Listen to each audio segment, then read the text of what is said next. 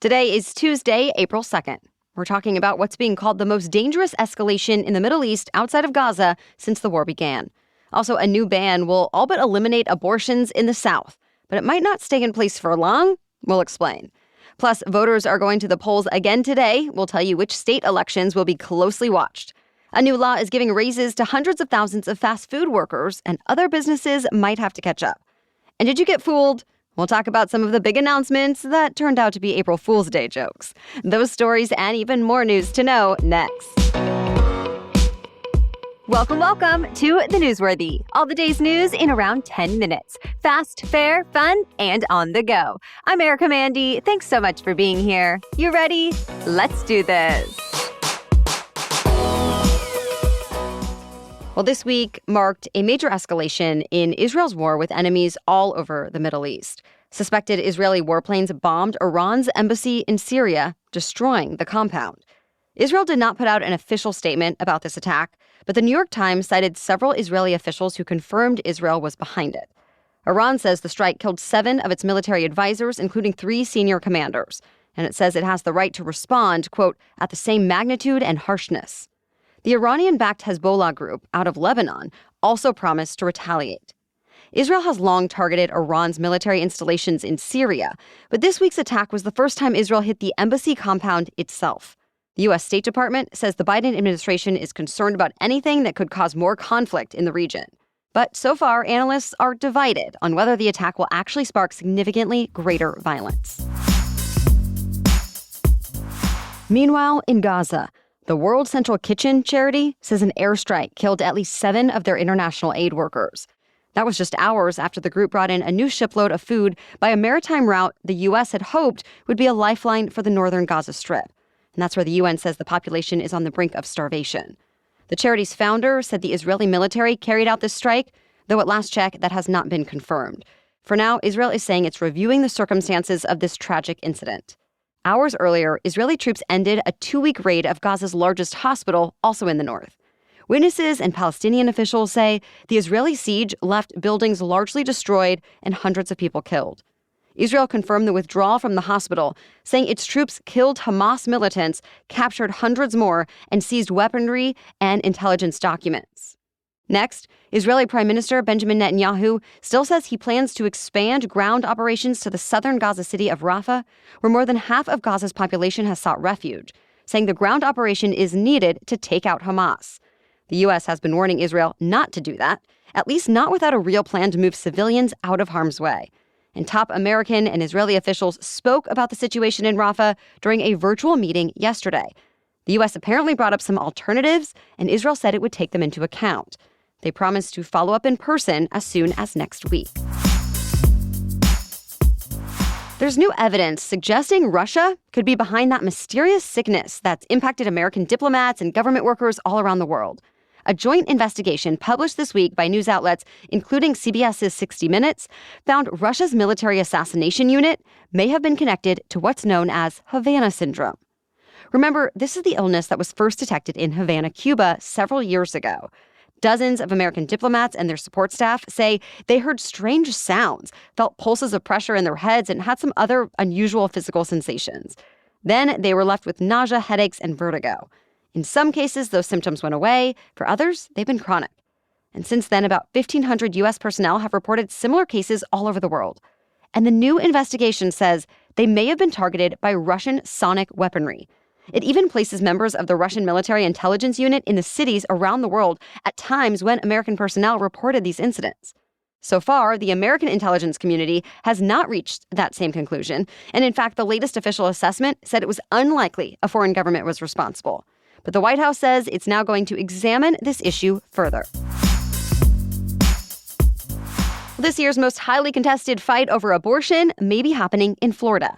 This week, the Florida Supreme Court gave the state the go-ahead to ban the procedure after 6 weeks of pregnancy. That ban will significantly limit abortions in a state that's been one of the last areas in the South that still allowed greater access to them. Yet, in a separate decision released at the same time, the justices also cleared the way for voters to greatly expand the right to abortion in November. A ballot measure would allow Florida abortion access through fetal viability, which is more than halfway through a typical pregnancy.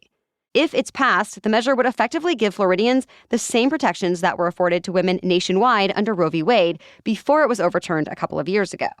And it would render the 6-week ban unconstitutional. So, this will be one of the most closely watched races this fall. Severe storms erupted in the central U.S. this week, bringing heavy rain, destructive hail, strong winds, and even some reported tornadoes from Texas to Ohio. Trees and power lines were knocked down, homes were severely damaged, and the threat is not over yet. Now the thunderstorms are moving east, and they're expected to strengthen as they go. That means intense, long-track tornadoes are possible in parts of the Ohio and Tennessee valleys today.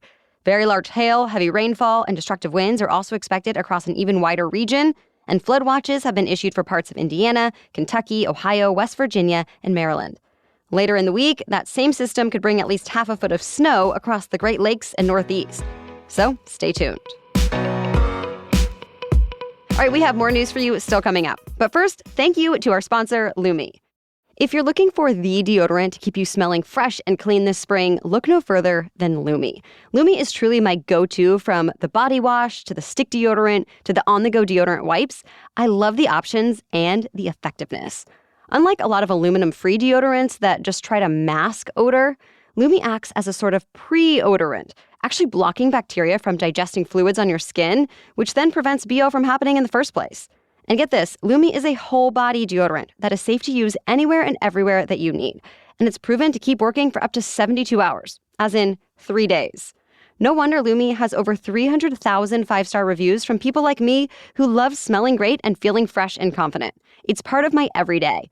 And now, as a special offer for listeners, new customers get 15% off all Lumi products with our exclusive code. And if you combine the 15% off with the already discounted starter pack, that equals over 40% off their starter pack. Use code NEWSWORTHY for 15% off your first purchase at LumiDeodorant.com. That's code NEWSWORTHY at Lumi, L-U-M-E, deodorant, DEODORANT.com. Now back to the news. It's another election day for a few more states around the country. Of course, the presidential contest is still the biggest race on the ballots, even though President Biden and former President Trump have their nominations locked up. They're expected to rack up more delegates today, though, in Connecticut, New York, Rhode Island, and Wisconsin.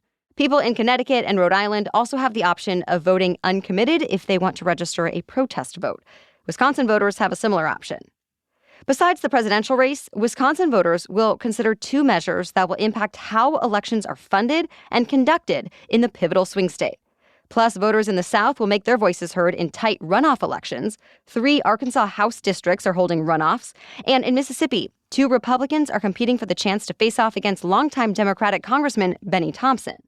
There are still several other states that need to vote in the next few months. And then, of course, the general election is November 5th. Well, this week, about 500,000 people in California are getting a big pay raise. The state's mandatory minimum wage for fast food workers took effect, with $20 an hour now in place. That gives a lot of people a raise of 25% since just last week. The law impacts some of the biggest restaurant chains like McDonald's, Pizza Hut, KFC, Subway, and Starbucks. Really, it's any chain with at least 60 locations nationwide. Some franchises say the higher labor costs will force them to raise prices, add automation, cut workers' hours, or even close up shop.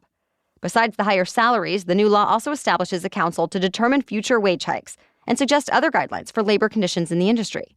California's minimum wage outside of fast food is still $16 an hour, though all industries that rely on hourly workers will likely face some pressure now to match those wages or risk losing employees. The federal minimum wage is still $7.25 an hour.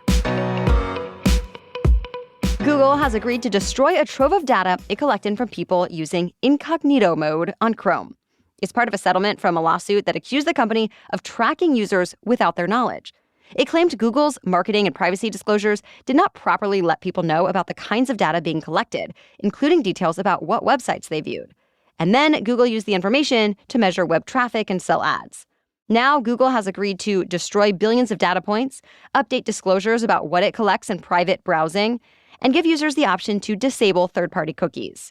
The agreement does not include damages for individual users, but it does allow users to file claims, and dozens have done so already. A Google spokesperson responded to say the company is happy to delete old technical data, but called the individual lawsuits meritless, saying the data was never associated with anyone personally anyway. The settlement still needs to be approved by a judge.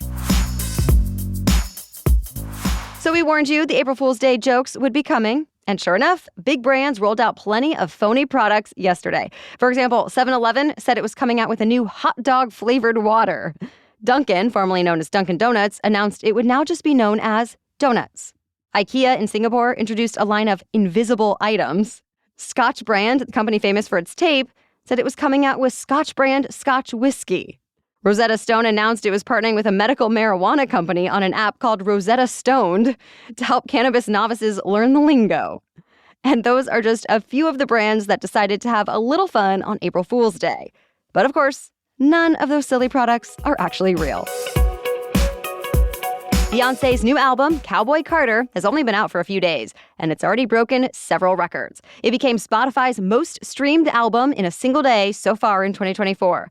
The first country album of the year to reach that milestone. Also on both Amazon Music and Apple Music, Cowboy Carter earned more first-day streams than any of Beyoncé's earlier albums. And the album is projected to debut at the top of the Billboard 200, becoming the biggest debut of the year so far. The album includes 27 songs, including a bunch of collaborations with stars like Dolly Parton, Willie Nelson, Miley Cyrus, Post Malone, and the first Black woman to play at the Grand Ole Opry, Linda Martell.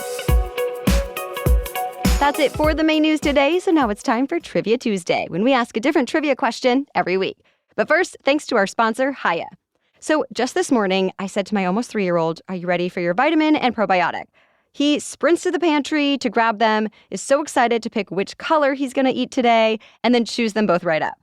And this has been going on for months already. It's part of our morning routine. So when Hiya asked us to partner, I was an immediate and enthusiastic yes, because Hiya is already this fun and healthy part of our daily lives. I originally chose Hiya because I compared their best-selling children's vitamin with other options out there, and I often saw the other options had 5 grams of sugar and just a bunch of other junk. Not Hiya. It's been formulated with the help of nutritional experts with 0 sugar or gummy stuff, and all the things to fill the gaps in kids' diets these days. I love how convenient it is because they send each month's vitamins right to my door, and I also get the probiotic now as well, and it's just one less thing I have to think about.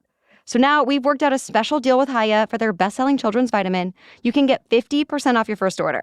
To claim this deal, you need to go to hiyahealth.com/newsworthy. This deal is not available on the regular website, so go to Hiya, Hiya, health, HEALTH.com/newsworthy to get your kids the full body nourishment they need to grow into healthy adults. Okay, now back to Trivia Tuesday. Today's trivia question is, where are crickets' ears located? You can play along with us in our weekly roundup email that comes out each Friday. As for last week's trivia question, how many floors does the Eiffel Tower have? The answer is 3. The first level is famous for its glass floors. The second level is extremely popular for its views of Paris, a restaurant, and gift shops. And then there's the summit, which is the highest public observation deck anywhere in the European Union, where you get panoramic views of the whole city. The Eiffel Tower was first built to be one of the main attractions at the Paris World's Fair in 1889. At that point, it was the tallest building in the world, and it kept that title until New York City's Empire State Building went up in 1931. Today, the Eiffel Tower is still the most visited monument in the world, with nearly 7 million visitors every year. All right, thank you so much for listening and making us part of your daily routine. We'll be back with another news roundup tomorrow. Until then, have a great day.